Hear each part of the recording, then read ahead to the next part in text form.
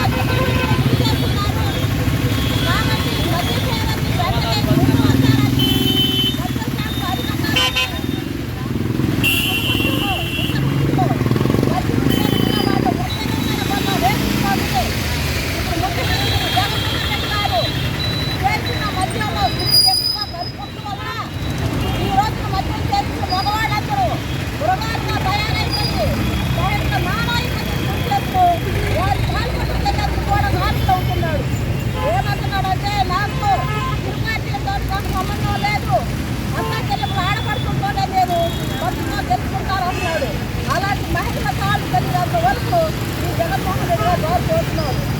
జగన్మోహన్ రెడ్డి గారు రోడే చెప్తున్నాం. వెంటనే మీరు మద్యపానం నిషేధించాలి, పెంచాలని వేయించాలి. తగ్గించాలి. ఇద్దరిని తీసుకోకపోతే మీరు జరగబోయే ఎన్నికల్లో తెలుసు, రాష్ట్రంలో తెలుసు,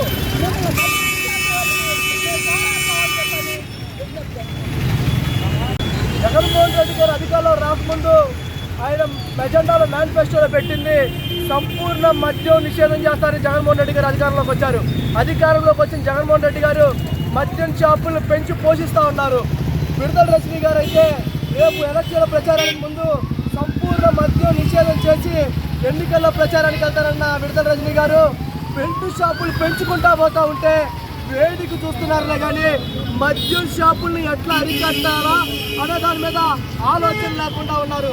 ఇప్పటికైనా సరే మీరు మద్యం షాపుల మీద ఒక నియంత్రణలాగా ఉప్పుపాలు వేసి ఆడవాళ్ళందరినీ ఆదుకోవాలని ఇప్పుడు మగవాళ్ళు మొత్తం మద్యం సేవించి ఇంకా అనేక రకాలైన ఇబ్బందులు గురి చేస్తూ ఉన్నారు.